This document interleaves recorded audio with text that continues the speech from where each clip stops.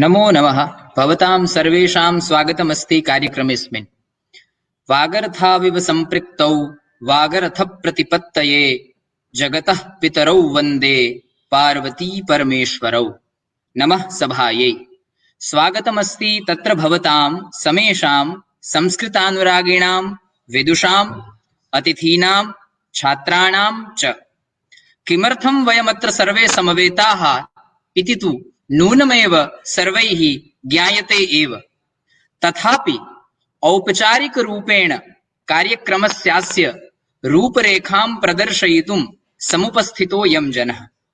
तत्र सुमहानयम् अवसरः वर्तते यत् अस्माकं महाविद्यालये संस्कृत अनुस्नातककेन्द्रस्य शुभारम्भः जायमानो वर्तते। कार्यक्रमेऽस्मिन् बहवः महान्तः अतिथयः समवेताः सन्ति। तत्र सर्वादौ अहं स्वीय अमूल्यं समयं प्रदत्तवताम् अतिथीनां परिचयं कारयितुम् इच्छामि। तत्र मित्राणि सर्वादौ ये अस्माकं पूज्याः श्रेष्ठाः अतिथयः सन्ति ते गोपबन्धुमिश्रवर्याः सन्ति। तस्मै समर्पयितुम् एकं पद्यमहं रचितवान्। विश्वनाथं समभ्यर्च्य सोमनाथं समर्चितुं देववाणी सुमेरयुक्तं गोपबन्धुं नमाम्यहम्। एतादृशाः गोपबन्धुमिश्रवर्याः सम्प्रति श्री सोमनाथ संस्कृत विश्वविद्यालयस्य कुलपतिपदम् अलङ्कुर्वाणाः सन्ति। इतः पूर्वमेते बनारस हिन्दू विश्वविद्यालयस्य संस्कृत विभागे अध्यक्षपदम् अलङ्कृतवन्तः सन्ति। शिक्षणक्षेत्रे एतेषां 39 वर्षस्य महान् अनुभवः सन्ति। संशोधनक्षेत्रेऽपि एतो महोदयाः 33 वर्षेभ्यः सततं संलग्नाः सन्ति। एतेषां वैशारद्यं तु प्रामुख्येन व्याकरणशास्त्रे वर्तते, किन्तु सर्वेऽपि विषयाः एतैः स्वशेमुष्या सत्कृताः इति तु सर्वविदितमस्ति। एतेषाम् अनेकानि पुस्तकानि संशोधनलेखाश्च प्रकाशतां गताः सन्ति। एते महोदयाः सम्प्रति संस्कृतभारत्याः राष्ट्रीय अध्यक्षत्वमपि वहन्तः सन्ति इति एतादृशां विदुषां स्वागतमस्ति कार्यक्रमेऽस्मिन्। एतदनु अस्माकं ये विशिष्टाः अतिथयः सन्ति ते तु वर्तते श्रीमन्तः नारायण माधुवर्याः। एते सम्प्रति गुजरात सर्वकारस्य उच्च शिक्षण कार्यालये अधिक कमिश्नर इत्याख्यं पदम् अलङ्कुर्वन्तः सन्ति। मन्ये सम्प्रति तु राज्यस्य एकोऽपि प्राध्यापको तादृशो न स्यात् यः श्री नारायण माधुवर्यस्य नाम्ना परिचितो न स्यात्। एतेषां नेतृत्वे जायमानः प्राध्यापकेन सह संवादः इत्याख्योऽयं कार्यक्रमः सम्पूर्णेऽपि राज्ये नूनमेव प्रसिद्धिं गतो वर्तते। एतेषाम् उत्साहः कर्मनिष्ठता च नूनमेव अस्माकं कृते पथप्रदर्शिका अस्ति इति एतादृशां श्री नारायण माधुवर्याणां कार्यक्रमेऽस्मिन् स्वागतमस्ति। एतदनु अस्माकं ये अतिथयः अतिथिविशिष्टाः सन्ति मौलिया महाभागाः। एते महोदयाः सम्प्रति सौराष्ट्र विश्वविद्यालयस्य संस्कृत विभागे आध्यक्षीयं दायित्वं वहन्तः सन्ति। शिक्षणक्षेत्रे एतेषां 35 वर्षस्य सुमहान् अनुभवो वर्तते। एतेषां निर्देशने 50तोऽपि अधिकाः छात्राः स्वशोधकार्यं सुचारुरूपेण सम्पादितवन्तः। अनेके संशोधनलेखाः संशोधनपुस्तकानि एतैः लिखितानि सम्पादितानि च।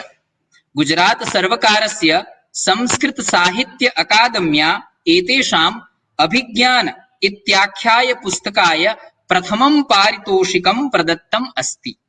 एतादृशां विदुषां श्री मौलियावर्याणामपि स्वागतं वर्तते कार्यक्रमेऽस्मिन्। एतदनु अस्माकं पूज्याः युवानः कर्मठाः कुलपतयः श्री चेतन त्रिवेदी महाभागाः सन्ति। शुभेऽस्मिन् अवसरे नूनमेव प्रणम्याः सन्ति अस्माकं कुलपतयः, यतो हि तेषामेव प्रेरणया वस्तुतः कार्यक्रमोऽयं शक्यः जातः। इतः पूर्वमेतैः सर्वकारीय अभियांत्रिकी महाविद्यालये कच्छ विश्वविद्यालये तथा च अन्येपि महाविद्यालये विश्वविद्यालये अध्यापनकार्यं सुसम्पादितम् आसीत्।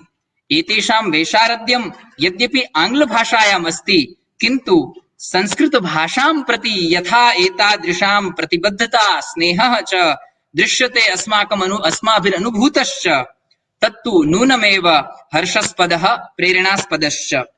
एतेषां निर्देशने बहुभिः छात्रैः स्वशोधकार्यं सम्पादितं वर्तते। एतेषां नेतृत्वे अस्माकं विश्वविद्यालयः तीव्रगत्या प्रगतिपथि अग्रेसरो वर्तते। कार्यक्रमोऽयमपि एतेषां प्रसादेन सहयोगेन च शक्यो जातः इति एतेषां हार्दिकं स्वागतं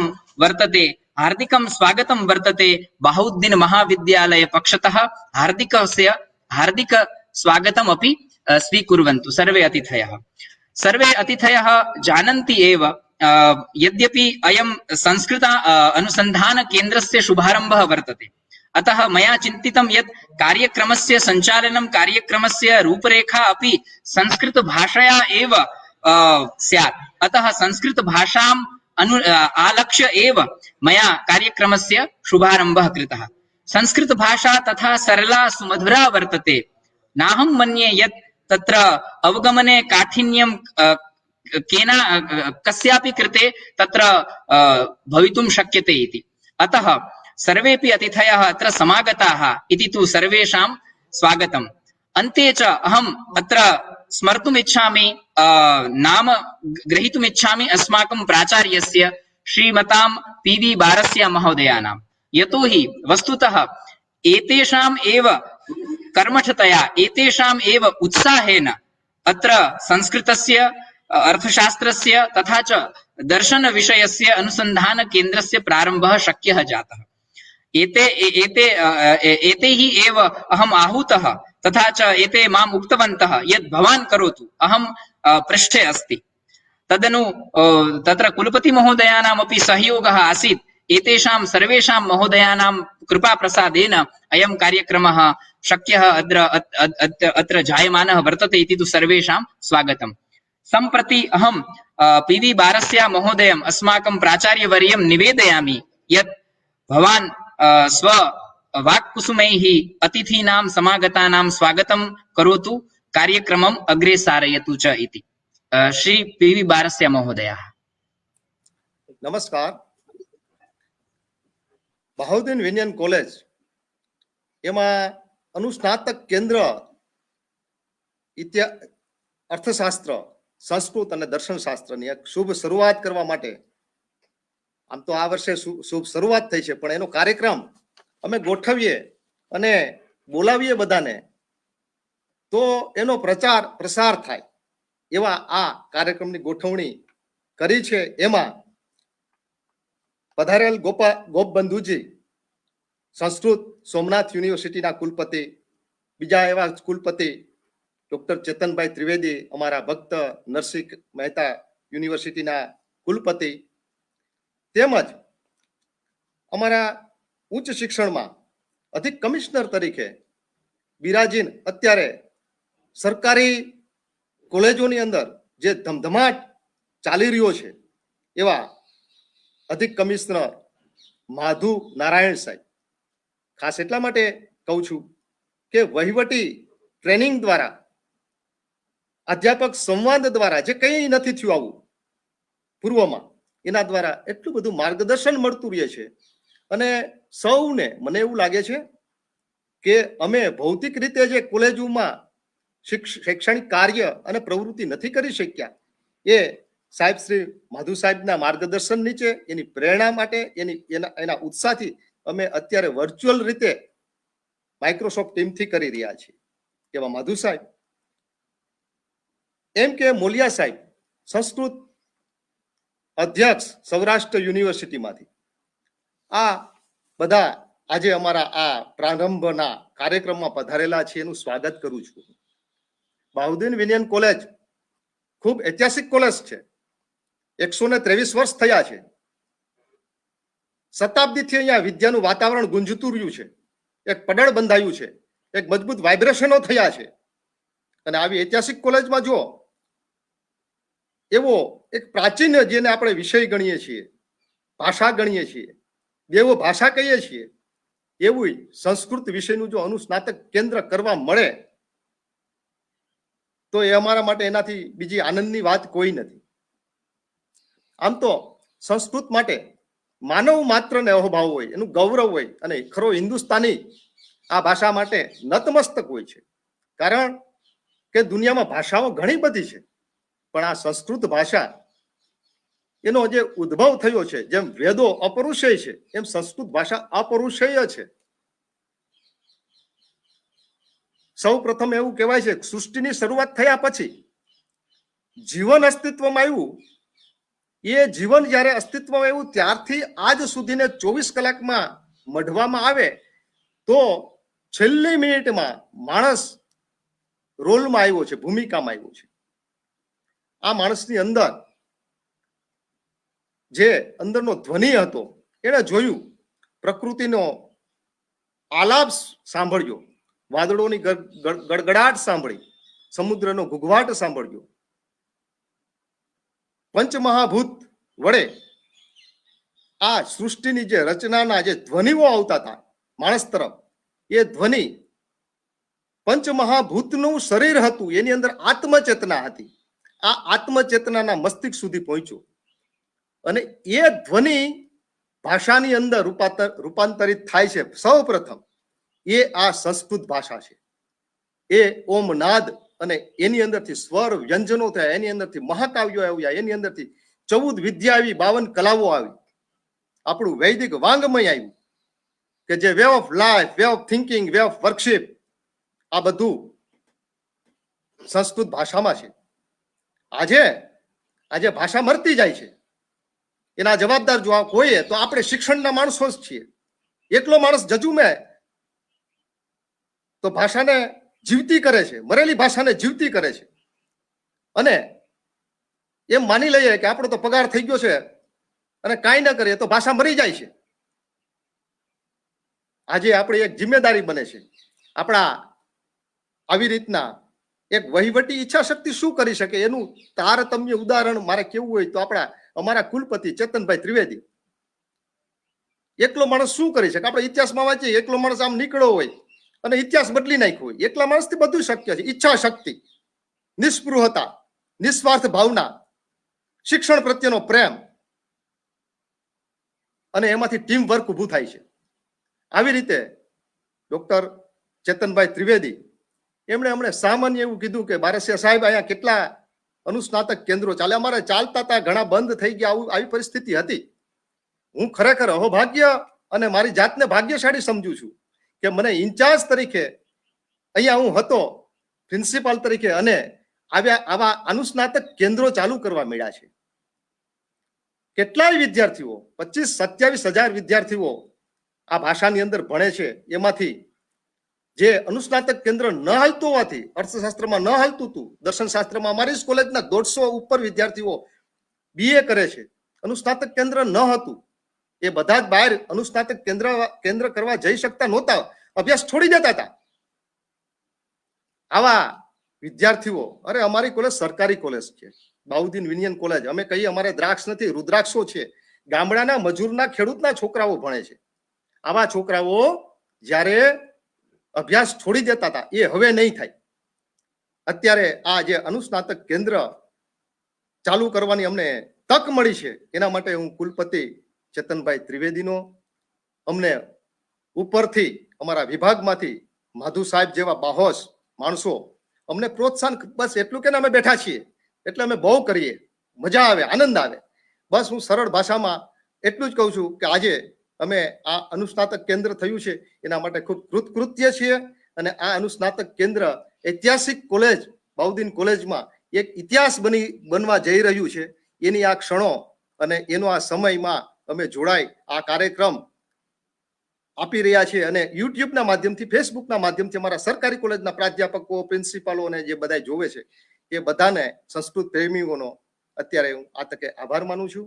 અને હવે સમયની ખૂબ પાબંદી છે એટલે આગળ હું હાર્દિકભાઈને કહું છું આ કાર્યક્રમ આગળ ધપાવે. धन्यवादाः प्राचार्यवर्याय अतीव सुन्दरम् उद्बोधनं प्रदत्तम् एतैः।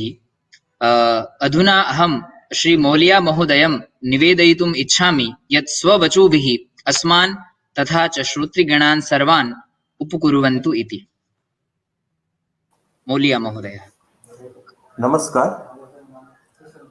बाउदीन सरकारी विनयन कॉलेज जूनागढ़ में संस्कृत के अनुस्नातक केंद्र के शुभारंभ के इस मंगल कार्यक्रम में उपस्थित इस विश्वविद्यालय के सम्माननीय कुलपति श्री डॉक्टर चेतन भाई त्रिवेदी महोदय, सोमनाथ विश्वविद्यालय से उपस्थित आदरणीय प्रोफेसर डॉक्टर गोपबंधु मिश्र जी, उच्च शिक्षण विभाग के अधिक शिक्षण कमिश्नर उच्च शिक्षण के अधिक कमिश्नर श्री नारायण माधु जी, प्रिंसिपल श्री बारसिया साहब, कार्यक्रम में रूपरेखा और संचालन कर रहे हार्दिक भाई, काजलबेन नकुम और इस कार्यक्रम में ऑनलाइन उपस्थित सभी संस्कृत अनुरागी बंधुओं और भगिनियों, ये बहुत आनंद की बात है कि आज बाउदीन कॉलेज में संस्कृत का पीजी सेंटर यानी अनुस्नातक केंद्र उद्घाटित हो रहा है। सौराष्ट्र विश्वविद्यालय से अलग होकर ये नरसिंह मेहता विश्वविद्यालय का जब से प्रादुर्भाव हुआ तब से हम ये आकांक्षा कर रहे थे कि यहाँ संस्कृत के लिए कुछ प्रवृत्ति हो। 2-3 साल पहले मुझे याद है कि जूनागढ़ में एक सौराष्ट्र संस्कृत परिषद का सम्मेलन हुआ था और तब हम सब परिषद के सभी लोग, जय प्रकाश नारायण द्विवेदी जी, मेत्रा साहब और हम सब उसके जो कार्यकर थे वो मयानी साहब से मिले थे और आवेदन भी किया था, विनती की थी कि यूनिवर्सिटी में संस्कृत भवन होना चाहिए और उसके लिए कुछ प्रवृत्ति हो। संस्कृत भवन का शुभारंभ मैं सोचता हूँ कि चेतन भाई के ही कार्यकाल में यूनिवर्सिटी में शुरू होगा और इसका ये पहला कदम है बाउदीन कॉलेज में शुरू होने वाला ये अनुस्नातक केंद्र। तो संस्कृत के लिए बहुत शुभ समाचार है। कुछ दिन पहले गोविंद गुरु विश्वविद्यालय में भी पीजी का एक फुल डिपार्टमेंट वहीं शुरू हुआ है गोधरा में, और गुजरात के सारे जो संस्कृत के भवन है या केंद्र है अनुस्नातक केंद्र, सबसे ज्यादा संख्या वहीं जुटा पाए है। 100 से ज्यादा छात्रों ने वहीं नामांकन किया है, रजिस्ट्रेशन हुआ है। तो मैं सोचता हूँ कि बाउदीन कॉलेज का भी ये जो सेंटर है वो खूब अच्छी तरह से चलेगा और सौराष्ट्र से अलग होकर जो छात्रों को पढ़ने में दिक्कत होती थी, वो राजकोट नहीं आ सकते थे या जेआरएफ की उनके लिए जो संभावनाएं थी या जो फेलोशिप मिलने वाली होती है, ये सब संभावनाएं उनसे लुप्त हो गई थी या दुर्लभ हो गई थी। तो ये सब शुरू होगा।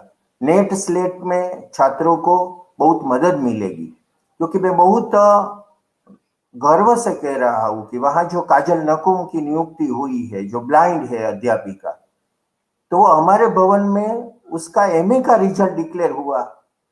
वो रिजल्ट के डिक्लेरेशन से पहले 3 ब्लाइंड छात्राएं थी और तीनों ने नेट क्लियर कर दी थी। एमए के चौथे सेम में भी उनका नेट का रिजल्ट क्लियर हो गया था। तो ये सब सुविधाएं तब मिलती है जब पर्यावरण, जब आसपास का वातावरण अध्ययन प्रेरक हो। इसलिए बाउदीन कॉलेज का तो बहुत पुराना इतिहास है। बारसिया साहब ने बताया कि बहुत पुरानी कॉलेज है, वहीं कई सेंटर चलते थे, कितने विषय के पीजी के सेंटर चलते थे। तो फिर से ये ज्ञान की धारा फिर से प्रवाहित कर रहे हैं त्रिवेदी महोदय।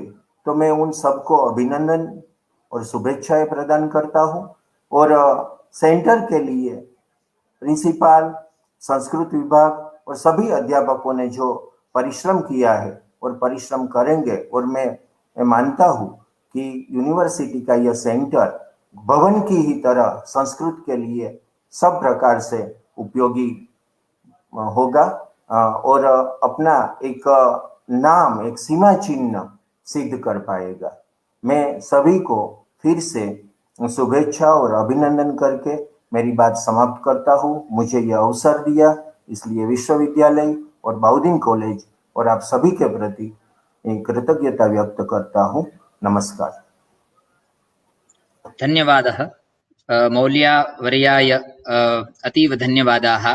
भवतां शुभाशिषः अस्माकं कृते नूनमेव प्रेरणास्पदाः भविष्यन्ति इति मे विश्वासः। अधुना अहं निवेदयितुम् इच्छामि श्रीनारायण माधुवर्यम् अस्माकम् अधिक कमिश्नर् इति पदं तत्र गान्धीनगर मध्ये अलङ्कुर्वाणाः सन्ति। तेभ्यः नम्रं निवेदनं वर्तते यत् भवतां उद्बोधनेन अस्मान् उपकुर्वन्तु इति। श्रीनारायण माधुवर्य।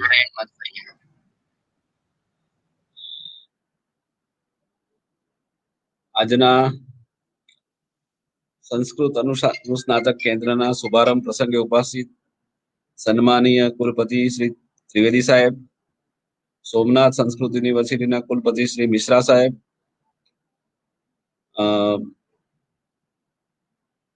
અન્ય સહાધ્યાયીઓ અને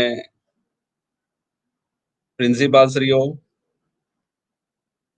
વિદ્યાર્થી મિત્રો, 123 વર્ષ જૂની બાઉદ્દીન કોલેજના આજે અનુસ્નાતક પ્રસંગે મને ખૂબ ગૌરવ થાય છે કે એક આપણી સરકારી કોલેજમાં અનુસ્નાતક કેન્દ્ર સંસ્કૃતનું શરૂ થઈ રહ્યું છે.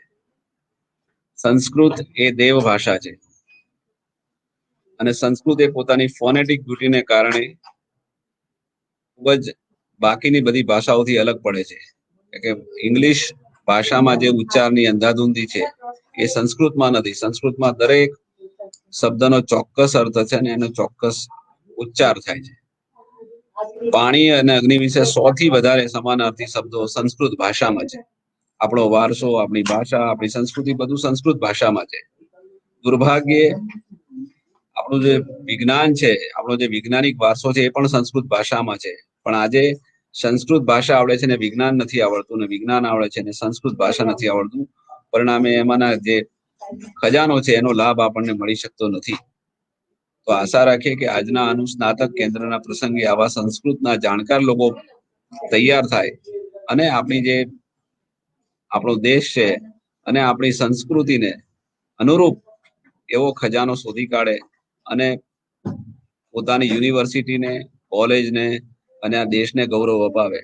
એટલે આજના અનુસ્નાતક કેન્દ્રના પ્રારંભ પ્રસંગે હું સૌને અભિનંદન આપું છું અને ખૂબ ખૂબ શુભકામનાઓ આપું છું. ધન્યવાદ. अतीव धन्यवादाः महोदयाः। भवताम् आगमनेन, भवताम् उद्बोधनेन नितराम् एव अस्माकम् उत्साहवर्धनं जातम् इति। अधुना ये अस्माकं विशिष्टाः अतिथयः पूज्याः विद्वांसः श्री गोपबन्धुमिश्रवर्याः अस्माभिः सह अत्र समुपस्थिताः सन्ति। सम्प्रति एते सोमनाथ विश्वविद्यालयस्य कुलपतित्वं वहन्तः सन्ति। तान् अहं निवेदयामि यत् भवतां ज्ञानपूर्णैः वचनैः अस्माकं मार्गदर्शनं विदधातु इति। श्री गोपबन्धु मिश्रवर्याः। नमो नमः। सदाशिवसमारम्भां शङ्कराचार्यमध्यमाम् अस्मदाचार्यपर्यन्तां वन्दे गुरुपरम्पराम्। बहाउद्दीन सर्वकारीय विनयन महाविद्यालये सम्प्रति संस्कृत विषयम् आश्रित्य अनुस्नातक केन्द्रस्य उद्घाटन अवसरे अस्मिन् समुपस्थिताः एतस्य नरसिंह मेहता विश्वविद्यालयस्य महान्तः यशस्विनः कुलपतयः श्रीमन्तः प्रोफेसर चेतन त्रिवेदी महोदयाः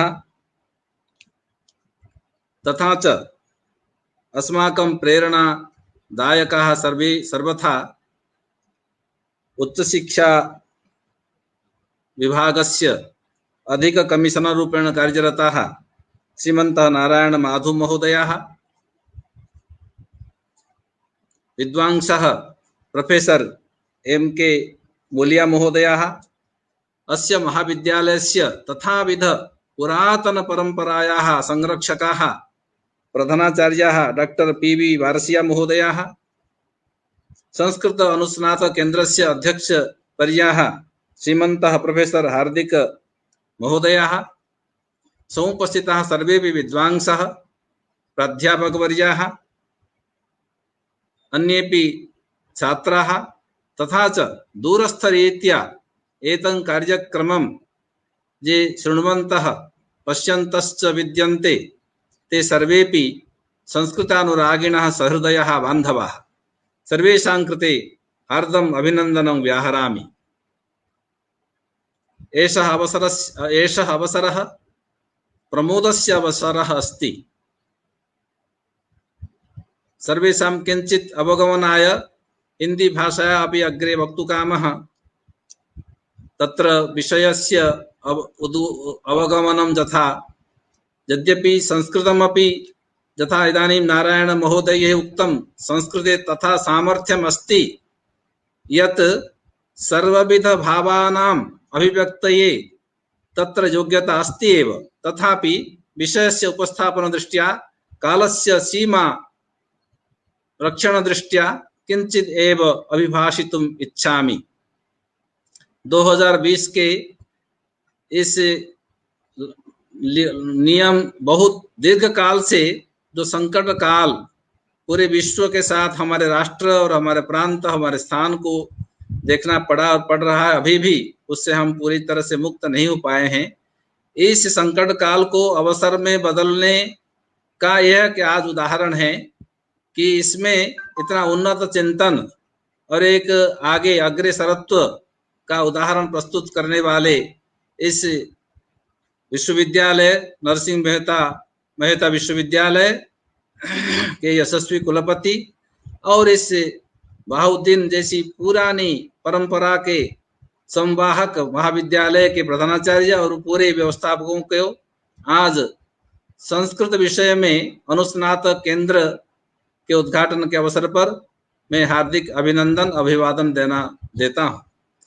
उन्होंने एक उत्तम विषय 2020 के इस जाते जाते एक अच्छा समाचार और अत्यंत उत्साहप्रद एक हमारे लिए एक वृत्त उन्होंने दे रख दिया, जिसके लिए वे सम्मान और वर्धापन के पात्र हैं। मैं उनको हार्दिक बधाई और अभिनंदन ज्ञापित करता हूं। महोदय, संस्कृत केवल भाषा मात्र नहीं है, यह एक जीवन की संवाहक एक धारा है।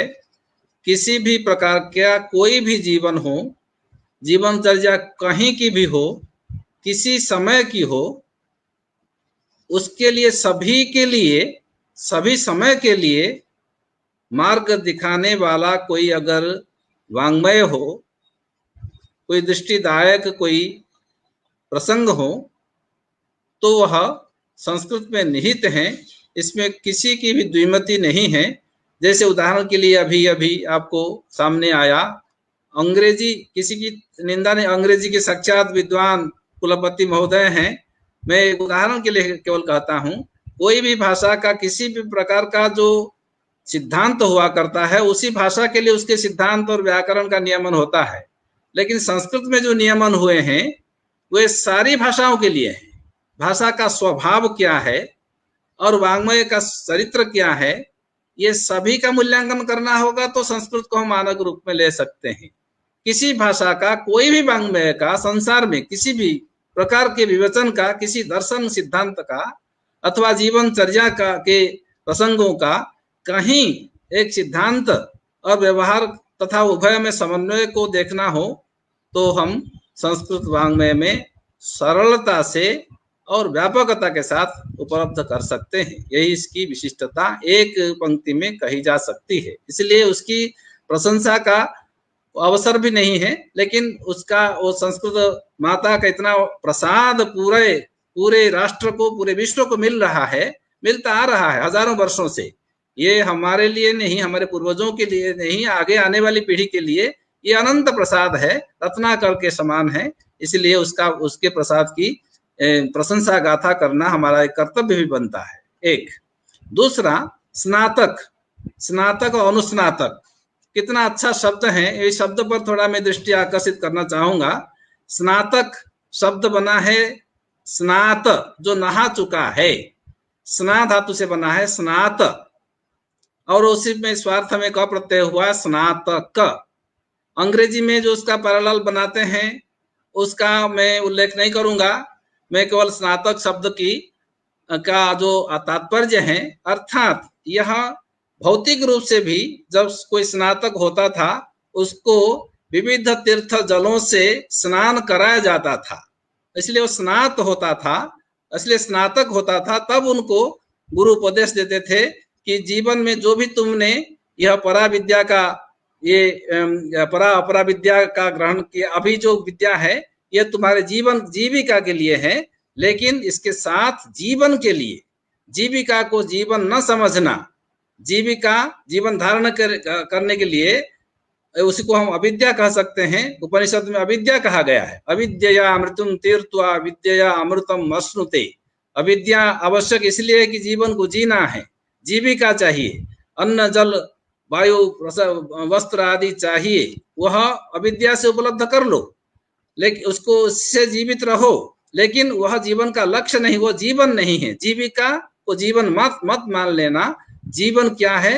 जीवन का की चर्या में सत्यं वद, धर्मं चर, मातृदेवो भव, पितृदेवो भव, आचार्य देवो भव, जानी अनवद्यानि तानि सेवितव्यानि नो इतराणि। इस तरह के जीवन का मंत्र देते थे स्नातकों को, जिसको हम कन्वोकेशन में हम कहते हैं। उसमें मैं केवल 2-3 वाक्यों का जो प्रयोग है उसके प्रति आपकी दृष्टि आकर्षित करना चाहूंगा। सत्यं वद, बोलने में सच का उल्लेख है, बोलने की क्रिया के संदर्भ में, लेकिन धर्म के संदर्भ में धर्मं वद नहीं, धर्मं चर, धर्म को बोलो मत, केवल भाषण देने के लिए धर्म नहीं है, धर्मं चर, वहां चरने, चलने, आचरण करने का की क्रिया रखी गई है। फिर तीसरी क्रिया में मातृदेवो भव, हो जाओ ऐसे, माता को देवता मानना तुम्हारा स्वभाव हो जाए, ऐसे बन जाओ कि माता तुम्हारी देवता हो जाए, पिता देवता हो जाए, आचार्य देवता हो जाए। 3 क्रियाओं में 3 तरह की जीवन की गाथा बताते हैं आचार्य, अनुशासन देते हैं, ये जीवन की गाथा पढ़ाते हैं, जीविका नहीं बताते हैं। जीविका तो कुछ भी कर लो, चाहे छोटा, तो किसी काम को छोटा बड़ा नहीं मानना, जीवन के लिए उपयोगी कोई भी जीवन धारण करने के लिए करो। तो जीविका के साथ जीवन का उपदेश देते थे स्नातकों के। वो स्नातक 2 तरह का स्नातक होता था, 2 प्रकार से, 2 विधियों से। एक तो मंत्र जलों से, पवित्र नदियों के जल से साक्षात भौतिक रूप से स्नात होता था, साथ साथ उसको अंतःकरण की शुद्धि के लिए उसके जो मल, हमारे भीतर जो मन में जो मल रहते हैं उसको ही परिष्कार करते थे, धो डालते थे, और इसी के बाद शुद्ध स्नात होकर बाहर निकलो, जीवन में ऐसा आचरण करना। 2 तरह की विधियों से स्नातक निकलता था, समाज में उतरता था। पढ़ने लिखने के बाद आज भी हम ट्रेनिंग देते हैं। श्री नारायण जी जो हम लोग को स्टार्टअप करते हैं, स्टार्टअप के लिए तैयार होता था, स्टार्टअप के लिए, अगले कार्य के लिए और समाज की सेवा के लिए, समाज के हित के लिए चिंतन करने वाला एक ग्रेजुएट, जिसको हम ग्रेजुएट कहते हैं अंग्रेजी में, उसका अर्थ मैं नहीं जानता, लेकिन स्नातक का यह होता था, वो भीतर से और बाहर से शुद्ध अंतःकरण वाला होता था। यह स्नातक है। तो स्नातक तो हो गया, फिर अनुस्नातक क्या है? अनुस्नातक, अनुपसर्ग लगा है, अनु अर्थात पीछे पीछे, जैसे अनुगमन करना, अनुसरण है, अनुचरण है, अनुसार है, अनुकरण है। तो अनु का पीछे पीछे चलना, स्नातक के पीछे चलना। स्नातक बनाना हो, एक स्नातक को रेडी करना हो तो कौन करेगा? अनुस्नातक ही कर सकता है। एक स्नातक को तैयार करने के लिए समाज के लिए एक अनुस्नातक खड़ा रहता है, तब अनुस्नातक बनता है। ये हमको इसको मास्टर कहते हैं, हम नहीं जानते हैं मास्टर का अर्थ किस तरह से सिग्निफाइड हो रहा है, लेकिन अनुस्नातक इसलिए कहा जाता है कि वह पीछे खड़ा रहता है, उसको उसकी अर्थात जैसे संख्या में एक इकाई, एक हमारे यहाँ संख्या की गिनती अंकानंग वामतो गति, हम पीछे प्लस करते हैं, पीछे रखते हैं। एक को 11 बनाने वाले का श्रेय जाता है पीछे जो अंक एक आता है उसी को। पीछे अगर एक खड़ा ना हो तो एक 11 नहीं बन पाता है। एक को 11 बनाने की ताकत पीछे आने वाला जो एक है उसी को है। 111 बनाने की क्षमता और श्रेय तीसरी अर्थात उससे पीछे आने वाला जो एक है उसी को जाता है। अगर वो नहीं है वो 11 बन जाता है, और दूसरा नहीं है पीछे खड़े रहने वाला तो पहला एक हो जाता है। एक को जीवन भर 11 का परिचय देने वाला कोई आचार्य खड़ा रहता है, वह अनुस्नातक होता है। इसलिए स्नातक की पूर्णता के लिए अनुस्नातक खड़ा रहता है। इसको हम परास्नातक भी कहते हैं।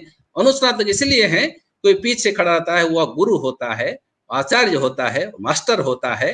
वो केवल विषय विशेषज्ञ नहीं होता है, उसके पास उतना धैर्य होता है, बनाने के लिए निरंतरता लगी रहती है, दृष्टि रहती है, व्यापकता रहती है। यह जो निकलेगा यहाँ स्नातक, इसलिए आप हमारे पूरी व्यवस्था में स्नातक का महत्व है, अर्थात पूरे स्नातक निकलते हैं। ग्रेजुएट्स आर रेडी ना, ग्रेजुएट्स ये जो निकलेंगे वह किसी भी नौकरी में जा सकते हैं। अनुस्नातक सभी के लिए नहीं है, अनुस्नातक केवल स्नातकों को बनाने के लिए है। स्नातक इज रेडी, किसी भी सर्विस में कहीं भी एलिजिबिलिटी के लिए स्नातक पर्याप्त है। वो बीए ग्रेजुएट होना नहीं पर्याप्त है किसी सेवा में जाने के लिए, लेकिन उनको उस सेवा के लिए लायक बनाने के लिए, अंतःकरण की शुद्धि के लिए, पूरी तरह से क्षमताशील बनाने के लिए, समाज में के लिए समर्पण भाव रखने के लिए, उस तरह का भाव जागृत करने के लिए अनुस्नातक पीछे रहता है। पीछे रहने वाला वह माता पिता होते हैं, गुरु होते हैं, आचार्य होते हैं, समाज के जो वरिष्ठ वर्ग होता है वो करते हैं, वो अनुस्नातक है। इसलिए अनुस्नातकों को बनाने का जो कार्य कर रहे हैं ये बहुत बड़ा काम है। केवल अनुस्नातक को केवल उपाधि मात्र में विभूषित नहीं करना है, और ऐसे अनुस्नातकों को बनाना जो आगे आने वाले समय में अनेक योग्य, राष्ट्र के लिए समर्पित, समाज के लिए उपयोगी ऐसे स्नातकों की एक लंबी श्रृंखला बनाने की क्षमता रखने वाले हों, जो एक को 11 बनाने की क्षमता रखने वाले हों। एक के बिना एक 11 नहीं बन सकता है, और एक को हमेशा 11 का परिचय देने वाला। एक बार नहीं, एक बार एक लग गया तो 11 हो गया, अगर एक हट जाएगा तो फिर एक ही हो जाएगा। एक हटना नहीं है, दृश्य हो या अदृश्य हो, हमेशा वो अनुस्नातक पीछे रहता है, गुरु खड़ा रहता है। गुरु के ऊपर, गुरु साक्षात खड़े नहीं रहते हैं तो उनके उपदेश सामने आते हैं। इसलिए हमें कौन बचाता है? गुरुओं की वाणी बचाती है। संकट की घड़ी में हमारी सहायता कौन करते हैं? पुलिस नहीं करती है, प्रशासन नहीं करता है। संकट की घड़ी में वही हमें बचाते हैं। वो गुरु के उपदेश, सत्यं वद धर्मं चर, उपदेश हमारे साथ साथ चला करते हैं। जीवन में अगर कहीं हम खड़े रहते हैं, एक परिचय मिलता है हमें, तो उन वाणियों से, उन आचरणों से जो हमें मिला है, आज भी पर मातृवत परदरेषु परद्रव्येषु लोष्टवत आत्मवत सर्वभूतेषु यह पश्यति स पंडितः। ये जो एक एक छोटी छोटी बातें बताई गई थी, वो मन में कहीं ना कहीं हमारे संचित वह जो उपदेश है, जो महत्वपूर्ण प्रसंग है, वो हमें संकट की घड़ी में बचा लेते हैं। कर्म निवाधिकार से संकट की घड़ी में वही बचाते हैं, वही हमारे गुरु हैं। वो पीछे खड़े रहते हैं, वो अनुस्नातक हैं, वो वाणी अनुस्नातक हैं, वो धर्म अनुस्नातक हैं, वो व्यवस्था अनुस्नातक हैं, वो आचार्य अनुस्नातक हैं। जो इस तरह के अनुस्नातकों को बनाने के लिए यह कार्य बहुत बड़ा है। विश्वविद्यालय का कार्य इसलिए बड़ा होता है क्योंकि अनुस्नातक बनाते हैं, मास्टर्स बनाते हैं, मानव संसाधनों को बनाने वाले मानवों को बना रहे हैं। उत्तम मानव संसाधनों का निर्माण करने वाले मानवों को बनाना कितना बड़ा दायित्व होगा। अच्छे मानव ने भारत रत्न प्रातस्मरणीय महामना पंडित मदन मोहन मालवीय जी, जिन्होंने सपना देखा था, स्वतंत्रता से पहले उनका देहावसान हो गया था। उन्होंने सोचा कि स्वतंत्रता मिलेगी, निश्चित आजादी आएगी, तो आजाद भारत में, स्वतंत्र भारत में एक नागरिक, नौजवान कैसा हो। उन्होंने मंत्र दिया, सत्येन ब्रह्मचर्येण व्यायामेनाथ विद्यया देशभक्त्या आत्मत्यागेन सम्मानार्ह सदा भव। कोई तुम्हारा सम्मान कम नहीं कर सकता है इन्हीं बातों को ध्यान में रखो, ये तुम्हारे अनुस्नातक बन जाएं, जीवन में उपदेश देने के लिए हमेशा पीछे तुम्हारा मार्ग दिखाते रहें। पीछे से लाइट आता है तो मार्ग हमें आगे दिखाई पड़ता है, आगे से लाइट आने से तो हमें आंखें चंधुआ जाती है, पीछे से फोकस आता है तो हमारा मार्ग स्पष्ट होता है, मार्ग प्रशस्त दिखाई पड़ता है। तो ये कौन है? सत्य, ब्रह्मचर्य, व्यायाम, विद्या, देशभक्ति और आत्मत्याग, ये इन साधनों को लेकर चलो, ये सर्वथा तुम्हारे लिए स्पष्ट मार्ग दिखाकर तुम्हें सम्मानार्ह बनाएंगे, सम्मान के योग्य बन जाओगे, इसमें कोई तुम्हें रोक नहीं पाएगा। आज इस अवसर पर इस अनुस्नातक का यह जो केंद्र बन रहा है, ऐसे अनुस्नातकों को तैयार करें जो आगे चलकर अनेक उत्तम योग्य स्नातकों को तैयार करने के लिए अपनी निष्ठा और अपना धैर्य, अपना परिश्रम और अपना समर्पण भाव रखकर आए। ऐसे अनुस्नातकों की तैयारी के लिए उद्दिष्ट यह अनुस्नातक केंद्र का उद्घाटन इस अवसर पर मैं सबको पुनः साधुवाद अपनी ओर से देता हूं। यह आशा रखता हूं कि जिस एक महत् उद्देश्य लेकर यह केंद्र प्रारंभ किया जाता है, और संस्कृत विषय की प्रशंसा पहले हम जानते ही हैं, संस्कृत विषय में इसलिए कि संस्कृत जिस प्रकार का मार्ग दिखा सकती है, ऐसे मार्ग दोनों के लिए, जीविका और जीवन दोनों के लिए, केवल जीविका का मार्ग दिखाएंगे तो जीवन का लक्ष्य नष्ट हो जाएगा, केवल उपदेश देते रहेंगे तो जीविका नहीं बताएंगे तो भी कष्ट है। इसलिए दोनों का मार्ग सम्यक रूप से दर्शाने के लिए यह अनुस्नातक केंद्र समर्थ और सफल हो। इन्हीं शुभकामनाओं के साथ सभी के प्रति मैं अपना साधुवाद देता हूं। मुझे अवसर दिया इसलिए मैं माननीय कुलपति महोदय जी के प्रति अपना आभार व्यक्त करते हुए अपनी वाणी को विराम देता हूं। जयतु संस्कृतम, जयतु भारतम। धन्यवादाः महोदयाय अतीव धन्यवादाः। भवतां वचांसि अस्माकं कृते नूनमेव प्रेरणास्पदानि भविष्यन्ति इति मे विश्वासः। બે વાક્યમાં કહું, ગોપબંધુજીનો જે સાર હતો એ બે વાક્યમાં કેવું હોય તો એમને સ્નાતક અને અનુસ્નાતક શબ્દની બહુ સરસ વ્યાખ્યા આપણને કરી અને કીધું કે સ્નાતકોને તૈયાર કરવા માટે જેનું જે હોય છે એ હોય છે અનુસ્નાતક, અને અનુસ્નાતકોને તૈયાર કરવાની જવાબદારી આપણે આજે ઉપાડી રહ્યા છીએ।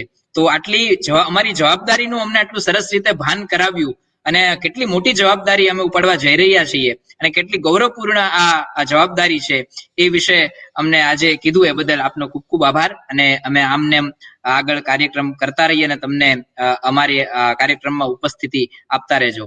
હવે અગ્રે અહમ નિવેદયितुम् इच्छामि अस्माकं विश्वविद्यालयस्य कुलपतयः युवानः कर्मठाः श्री चेतन त्रिवेदी महाभागाः यत् स्व ऊजपूर्णैः वचनैः अस्मान् उद्बोधयन्तु इति। श्री चेतन त्रिवेदी महाभागाः।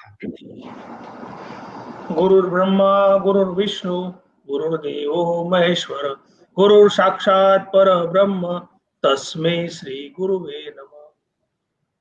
स्नातक અને અનુસ્નાતકની વિભાવનાનો ખ્યાલ સરસ રીતે મૂક્યો તો અચાનક મારા મનમાં આજે કોઈ ગુરુભાવ પ્રગટ થયો। જ્યારે આપણે સંસ્કૃત વિષય અનુસ્નાતક કેન્દ્રનો આરંભ કરવા જતા હોઈએ ત્યારે ગરવા ગિરનારની ગોદમાં ગુરુદત્ત મહારાજ અને અસંખ્ય સાધુ સંતોના જે આશીર્વાદ છે એવા વિસ્તારમાંથી આજે જે ભક્ત કવિ નરસિંહ મહેતા, જે યુનિવર્સિટીના નામની સાથે ભક્ત અને કવિ બંને શબ્દો જોડાયેલા છે એવી યુનિવર્સિટીની વર્ષો જૂની કે જેના પ્રિન્સિપાલ પણ અંગ્રેજ અમલદારો હતા, જેનું બિલ્ડિંગ પણ એક બેનમૂન છે, એવી કોલેજમાં માત્ર સંસ્કૃત નહીં, અર્થશાસ્ત્ર, સંસ્કૃત અને તત્વજ્ઞાન એમ ત્રણ અનુસ્નાતક કેન્દ્રો શરૂ થયા છે। ત્યારે આજના અતિ મહત્વના આ સંસ્કૃત અનુસ્નાતક કેન્દ્રના શુભારંભ પ્રસંગે આપણી વચ્ચે ઉપસ્થિત સોમનાથ સંસ્કૃત યુનિવર્સિટીના કુલપતિ અને સંસ્કૃત ભારતીના રાષ્ટ્રીય અધ્યક્ષ અને અમારા માર્ગદર્શક એવા ગોપબંધુ મિશ્રા સાહેબને નમસ્તે, આવકાર। પુણ્યશાળી આત્માઓની શરૂઆતથી જે કાર્યક્રમો થતા હોય એનું પુણ્યકર્મ ટકતું હોય છે, એવા જ અતિ પવિત્ર સજ્જન શિરમોર અને ખૂબ જેને મળવા માત્રથી, જેમની સાથે વાત કરવા માત્રથી આનંદ થાય એવા સંસ્કૃતના વિદ્વાન પ્રોફેસર મોલિયા સાહેબ, ગવર્મેન્ટ કોલેજમાં અમારા શિક્ષણ વિભાગની સાથે કામ કરતા નારાયણ માધુજી, કે જે હાલમાં અધ્યાપકોના પ્રશ્નોને એસએસઆઈપી અને ઇનોવેશનના માધ્યમથી ખૂબ રસ લઈ રહ્યા છે. ઉપરાંત કોલેજના ખૂબ ઉત્સાહી અને કાર્યદક્ષ એવા ભાઈ પ્રિન્સિપાલ બારસિયાજી, ભાઈ સંચાલક શ્રી હાર્દિકભાઈ, અન્ય અધ્યાપક મિત્રો, બાઉદીન કોલેજનો સ્ટાફ, આ ઉપરાંત આપણી સાથે યુટ્યુબ અને ફેસબુક ના માધ્યમથી જોડાયેલા વિદ્યાર્થીઓ, વિદ્યાર્થીના વાલીઓ, આચાર્યશ્રીઓ, સંચાલકશ્રીઓ, અમારી યુનિવર્સિટીના એક્ઝિક્યુટિવ કાઉન્સિલના સભ્યશ્રીઓ, બોર્ડ ઓફ ગવર્નન્સના સભ્યશ્રીઓ, તેમજ સંસ્કૃત અનુરાગી, સંસ્કૃત ભારતીના કાર્યકર્તાઓ અને મિત્રો, આજની ઘડી રળિયામણી છે કે અનુસ્નાતક કેન્દ્ર શરૂ થવું. અમારી યુનિવર્સિટીનું આમ તો 4-4.5 વર્ષનું આયુષ્ય છે. લગભગ 162 જેટલી કોલેજો, 4 જિલ્લા અને 1 લાખ કરતા વધારે વિદ્યાર્થીઓનો પરિવાર ધરાવતી આ યુનિવર્સિટી. આર્ટ્સ ફેકલ્ટીમાં 25,000 વિદ્યાર્થીઓ સ્નાતક થાય છે. અનુસ્નાતક બનવા માટેની ઈચ્છા કોની ન હોય, પણ એની માટે યોજના જોઈએ, તક જોઈએ, નાણાકીય સગવડતાઓ જોઈએ. આ બધાની વચ્ચે ઘણીવાર મને વિદ્યાર્થીઓ વોટ્સએપમાં કે ફેસબુકમાં પૂછતા હોય કે સાહેબ અમારા માસ્ટર્સનું શું? તો આવા સમયે કોઈ પ્રોફેશનલ, કોઈ સેલ્ફ ફાઇનાન્સ કરવાની વાત હોય તો ત્યાં મોટી ફી ભરવી પડે, પણ સરકારી કોલેજમાં માત્ર નોમિનલ ફી સાથે આ અર્થશાસ્ત્ર, સંસ્કૃત અને તત્વજ્ઞાન ત્રણેય વિષયો શરૂ કરવા માટેની તૈયારી અને તત્પરતા બતાવવા બદલ સૌથી પહેલા બાઉદીન કોલેજના આચાર્યશ્રી તેમજ એમના સમગ્ર ટીમને અભિનંદન આપું છું. કારણ કે મોટા ભાગે આજે અધ્યાપકોની માનસિકતા આપણું કામ થાય અને ઘરે જઈએ અને આપણે શું એવી માનસિકતાની વચ્ચે તમે આ કાલે પણ એક મારા મિત્રએ વોટ્સએપમાં મને સરસ લખ્યું હતું, કોઈ પણ વસ્તુ શરૂ કરવી સહેલી છે, પણ શરૂ થયેલી વસ્તુ છે એ બંધ ન થાય એની તકેદારી રાખવી ખૂબ અઘરી હોય છે. આવા સમયે તમે જ્યારે આ એક મોટી જવાબદારી છે, કારણ કે તમારા રેગ્યુલર કામની ઉપરાંત વધારાના સમયમાં તમારે આ પીજી ક્લાસીસ કરવાના છે. અને ખાસ કરીને આ આપણા 4 જિલ્લાઓ, એ પોરબંદર હોય કે દ્વારકા હોય કે સોમનાથ હોય કે જુનાગઢ હોય, ત્યાં ધર્મની ધજા કાયમ ફરકે છે. એવા વિસ્તારની અંદર સંસ્કૃત વિષય ન હોય તો આશ્ચર્ય થાય.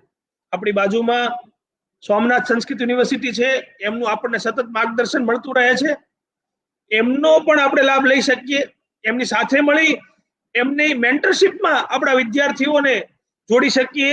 ત્યારે આ જે બાઉદીન, ઐતિહાસિક બાઉદીન કોલેજમાં સેન્ટર આજે શરૂ થયું છે, એનાથી સંસ્કૃત થકી સંસ્કૃતિ અને સંસ્કૃતિ થકી સંસ્કારનું નિર્માણ થશે એવો મને વિશ્વાસ છે. આ સેન્ટરથી આપણા ગામડાના ગરીબ એવા વિદ્યાર્થીઓ કે જે બહાર ભણવા જઈ શકતા નથી, એમને ઘર આંગણે બીજી વખત સ્નાન કરવાની તક મળશે. અને હું થોડી એવી ટકોર પણ કરું છું, માત્ર સ્ટીરિયોટાઇપ ભણાવવા ખાતર નહીં, સિલેબસના સ્ટીરિયોટાઇપ વસ્તુની વાત કરવાને બદલે વિદ્યાર્થી ખરા અર્થમાં સંસ્કૃત સંભાષણ કરતો થાય. હું સંસ્કૃત ભારતીના સૌરાષ્ટ્ર પ્રાંતની ગોપબંધુ મિશ્રા સાહેબના માર્ગદર્શન હેઠળ જવાબદારી જ્યારે સંભાળું છું ત્યારે સંસ્કૃતે નહીં સંસ્કૃત, સંસ્કૃતને સંસ્કૃત ભાષામાં ભણાવાય.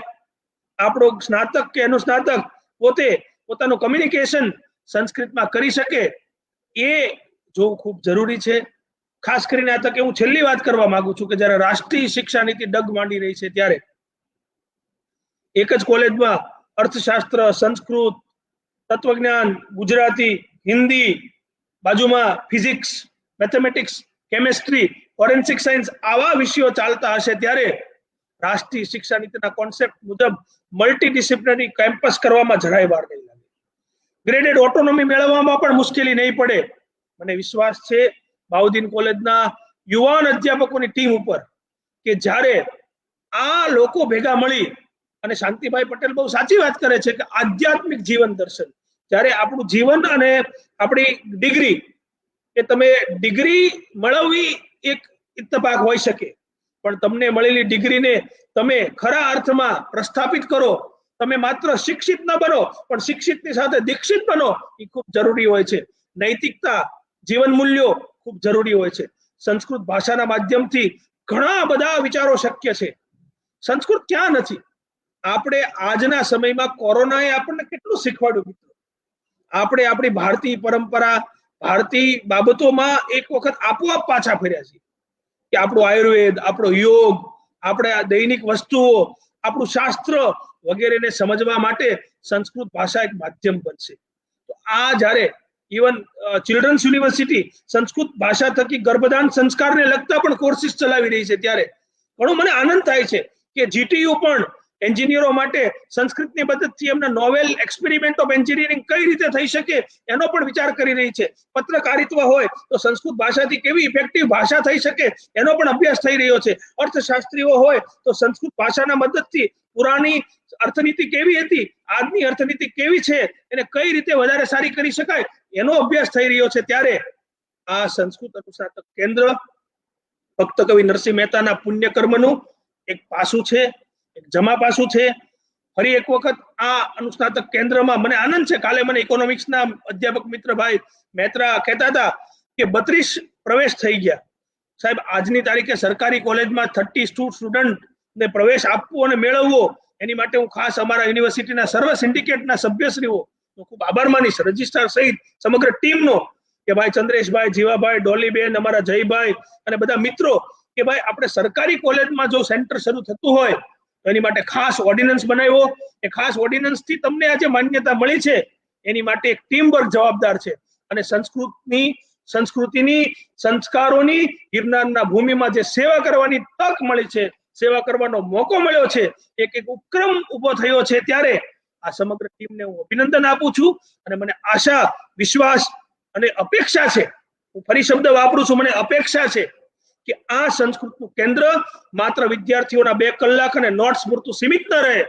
ખરા અર્થમાં સંસ્કૃત સંભાષણ થાય, સંસ્કૃતના વિચાર થાય, વિમર્શ થાય, શાસ્ત્રાર્થ થાય અને એવા પ્રકારનું એક એટમોસ્ફિયર થાય. અન્ય યુનિવર્સિટીના અધ્યાપકો સાથે તમારો આજે તો ઓનલાઈન કેટલું બધું શીખવાડી દીધું.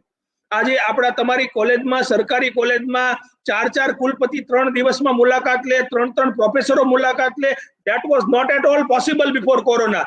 એટલે કોરોનાએ ઘણી ખરાબ વસ્તુની સાથે સારી વસ્તુ પણ આપી છે. આવા સમયમાં જેમથી આપણે દુનિયાના, ગુજરાતના સંસ્કૃતના બેસ્ટ લોકોને આમંત્રિત કેમ ન કરી શકીએ, એમના વ્યાખ્યાનો પણ કેમ ન રાખી શકીએ. અને ઈચ્છા શક્તિ, કાલે પણ મેં વાત કરી હતી, will always find a way. Where there is a will, there is a wish. Where there is a wish, there is a will. એક will અને wish નો પ્રકાર હોય છે. તો એક ઊંચા પ્રકારની ઈચ્છા શક્તિ રાખશો મિત્રો, તો પંગુમ લંગે યતેગીરી, કશું જ અશક્ય નથી હોતું. એનું એક ઉદાહરણ આ એક બાઉદીન કોલેજમાં આવેલી વાઇબ્રન્સી છે. ફરી એક વખત હું ગોપબંધુ મિશ્ર સાહેબ નો ખૂબ ખૂબ આભાર માનું છું કે આપે સમય ફાળવ્યો.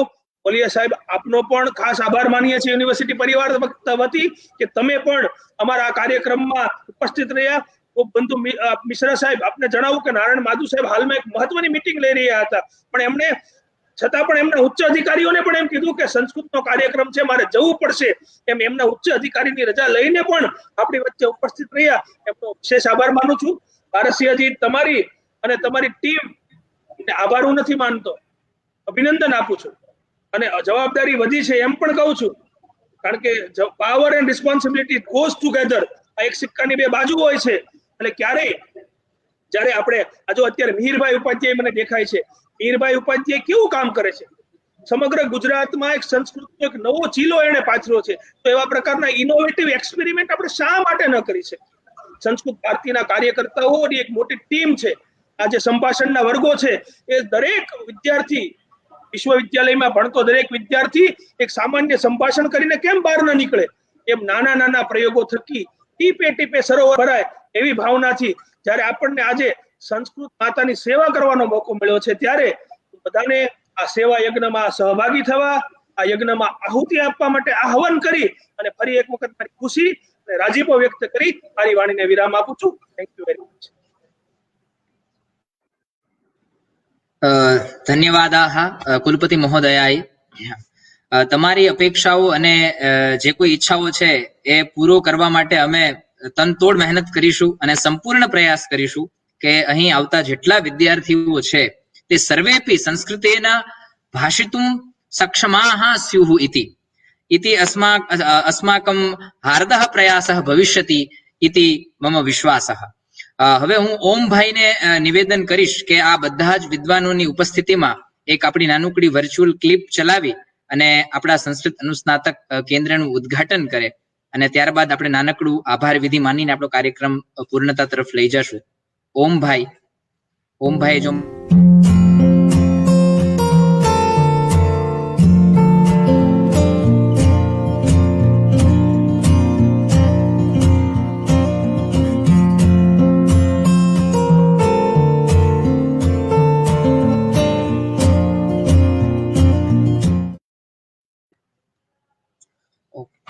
ધન્યવાદ ઓમભાઈને. ખૂબ સરસ આજે અમારા સંસ્કૃત અનુસ્નાતક કેન્દ્રનો શુભારંભ થઈ ગયો છે. હવે આપણા કાર્યક્રમનું છેલ્લું વિધિ એવું અમારા જ વિભાગના જે પડદા પાછળ રહીને જેમને ખૂબ કામ કર્યું છે એવા વિનુભાઈ અને શ્રી કાજલબેન. તો વિનુભાઈ તો ઉપસ્થિત નથી, પણ કાજલબેન જે છે એ અમારા બધા વતી આપ સર્વે અને સંપૂર્ણ બાહુદ્દીન પરિવાર વતી આપ સર્વે વિદ્વાનોનું આભાર માનવા માંગે છે, ધન્યવાદ આપવા માંગે છે. તો એમની તરફ કેમેરો અને માઇક કરું છું. શ્રી કાજલબેન. નમસ્કાર, ધન્યવાદ હાર્દિકભાઈ. આમ તો આભાર માનવાનું આપણે પ્રકૃતિ પાસેથી જ શીખીએ છીએ. નૈષધ ચરિતમાં સરસ કવિ હર્ષ લખે છે કે વૃક્ષોએ પૃથ્વીનો આભાર માનવા માટે પોતાના ડાળીરૂપી હાથ પૃથ્વી તરફ લંબાવ્યા. એટલે આમ તો આપણે આ બધું પ્રકૃતિમાંથી જ શીખીએ છીએ. તો સૌ પ્રથમ કમિશનર શ્રી માધુ સાહેબનો આ તકે હું બાઉદીન કોલેજ અને નરસિંહ મહેતા યુનિવર્સિટી તરફથી ખૂબ ખૂબ આભારી છું. ત્યાર પછી કુલપતિ શ્રી સોમનાથ સંસ્કૃત યુનિવર્સિટી ના કુલપતિ શ્રી મિશ્રા સાહેબને હું ખૂબ ખૂબ આભારી છું કે જેઓએ અમને અમૂલ્ય સમય આપ્યો, ઉપરાંત સ્નાતક અનુસ્નાતકની વ્યાખ્યા પણ સમજાવી. ત્યાર પછી અમને જે સતત પ્રોત્સાહિત કરે છે, પ્રેરિત કરે છે એના વચનોથી, વાણી માધુર્યથી એવા ચેતન સાહેબ ત્રિવેદી સાહેબ જેઓ કે નરસિંહ મહેતા યુનિવર્સિટીના કુલપતિ છે, એઓનો પણ હું આ તકે ખૂબ ખૂબ આભાર માનું છું. અને પછી અમારા કાલિદાસે કીધું છે ક્વ સૂર્ય પ્રભો વંશ ક્વ ચાલ્પ વિષયામતિ તિતિર સુરદુસ્તરમ મોહાદ ઉડુપે નાસ્મિ સાગરમ.